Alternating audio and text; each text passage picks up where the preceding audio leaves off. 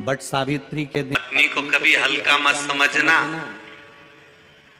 सावित्री का पति शांत हो गया था, मर गया था।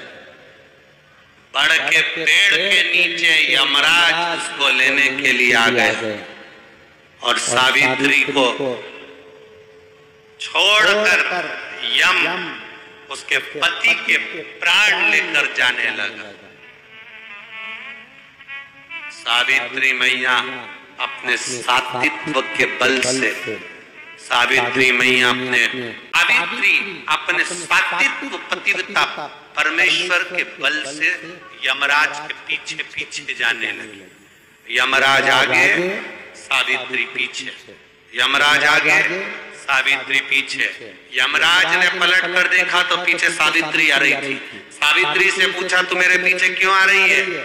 मेरे पति सत्यवान को तुम लेकर जा रहे हो, मेरे पति को छोड़ो।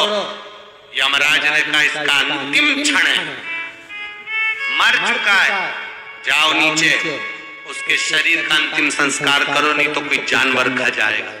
सावित्री बोली, मैं जाने वाली नहीं हूं, मेरे पति को छोड़ो। यमराज कहते हैं, हम जिसको पकड़ लेते हैं उसको छोड़ते नहीं है। यमराज लेकर जाने लगे, सावित्री और पीछे चली। सामने यमलोक था, अंदर सावित्री जाने लगी तो यमराज ने रोक दिया। रोक, कहां जा रही है तू?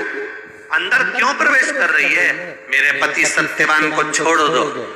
यमराज प्रसन्न होकर बोले, सावित्री आज मैं प्रसन्न हो गया तुझ पर, क्योंकि तू मेरे दरवाजे तक आई है। मांग, तुझे क्या चाहिए? सावित्री कहती है, मुझे 2 वर दे दो, मुझे 2 वर दे दो। अब तो यमराज प्रसन्न हो गया, ये अपने पति को भूल गई, इसने अपने पति को छोड़ दिया।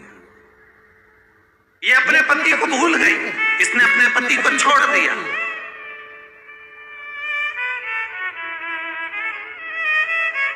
और इसने अपने पति को छोड़ दिया। अब ये कुछ मांगेगी, 2 वर मांगेगी तो मैं इसको 2 वर दे दूंगा। यमराज प्रसन्न हो गए, अपनी पति को छोड़ा इसने। यमराज ने कहा, अपने पति को छोड़कर जो तू 2 मांगेगी मैं दे दूंगा, बस पति मत मांग। तो सावित्री ने कह दिया, नहीं मांगूंगी पति। ठीक है, मांगो।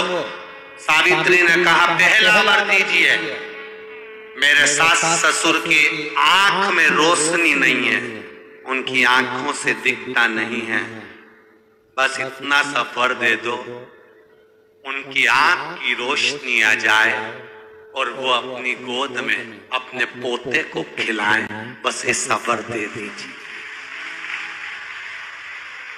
यमराज प्रसन्न हो गए, इसने पति नहीं मांगा, तथास्तु।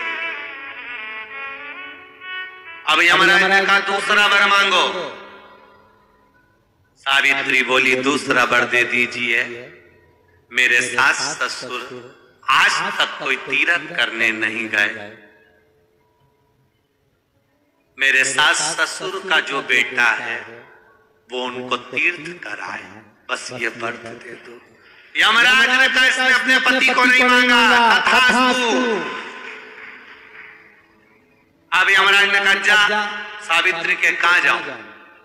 आपने कहा था मेरे सास ससुर जब आंखों से रोशनी पाए अपने पोते को खिलाएं, पति तुम ले जाओगे तो पोता आएगा कहां से? पति तुम ले जाओगे, पोता कहां से आएगा? और यदि मेरे सास ससुर के बेटे उसको तीर्थ कराए तो मेरा पति अगर तुम ले जाओगे तो उनका बेटा ही तो है, तीर्थ कराएगा कौन? यमराज प्रसन्न हो गया, उसने उस सत्यवान को वापिस लौटा दिया।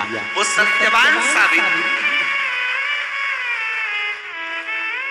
तो जितने भी यहाँ पर मेरे जीजा उन बैठे हैं और जितने आस्था चैनल पर कथा सुन रहे हैं, जितने मोबाइल पर कथा सुन रहे हैं, तुम अपनी पत्नी को कभी हल्के में मत लेना, बिल्कुल हल्के में मत लेना।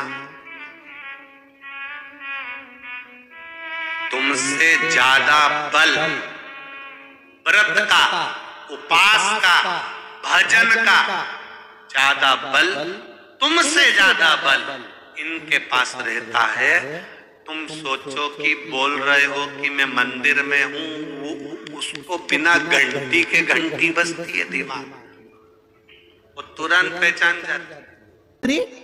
यमराज से कह रही है मेरे पति को छोड़ दो। यमराज कह रहा है सावित्री तेरा पति मर चुका है, मांग के सिंदूर को पोंछ दे। सावित्री कहती है पूरा श्रृंगार उतार दूंगी पर मांग का सिंदूर नहीं पूछने दूंगी। तब यमराज ने कहा जब तक तू मेरे मांग का अपनी मांग का सिंदूर नहीं उतारती तब तक तू मेरे पास नहीं आ सकती। भगवान यमराज से सावित्री ने कह दिया मैं भी तुझे वचन देती हूं यमराज, मेरी मांग में जब तक सिंदूर है, जैसे सीता ने लाइन, लक्ष्मण जी ने लाइन खींच दी थी और सीता पार नहीं जा सकती थी, मैं भी तुझे वचन देती हूं जब तक नारी की मांग में सिंदूर है तब तक तू उसके पति को उसके सामने लेकर नहीं जा सकता, यह भी मैं तुझे कह देती हूं। यमराज भैंसे पर सवार होकर सत्यवान को लेकर जा रहा था। सावित्री से वचन पर वचन चल रहे थे। अड़ के पेड़ के नीचे छोड़कर आई।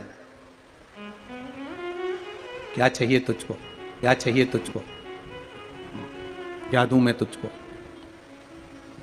कुछ मांग ले मुझसे। सावित्री कहती है क्या दोगे आप, मेरे पति के प्राण दे दो बस वापिस, और कुछ नहीं चाहिए। यमराज यमलोक में प्रवेश करने लगा। मांग के सिंदूर में से थोड़ा सा सिंदूर सावित्री ने केवल हाथ में लेकर अपनी बिंदी पर जो लगाया, सत्यवान को लेकर यमराज अंदर नहीं जा पाया। बाहर खड़े होकर कहता है मांग ले, मैं तुझे एक वचन नहीं, तू बोले तो मैं 2 वचन दे देता हूं, तू बोले तो मैं 3 वचन दे देता हूं, तू मांग क्या चाहिए। तब सावित्री ने कहा देना चाहते हो, हाँ। अब यमराज को लगा कि लालच में पड़ गई सावित्री। तब कहा पहला वचन दीजिए, मेरे अंधे सास ससुर के नेत्र वापिस आ जाएं। यमराज ने कहा तथास्तु। दूसरा वचन दीजिए, मेरे सास ससुर अपने पोता पोती का मुख देखें। यमराज ने कह दिया तथास्तु।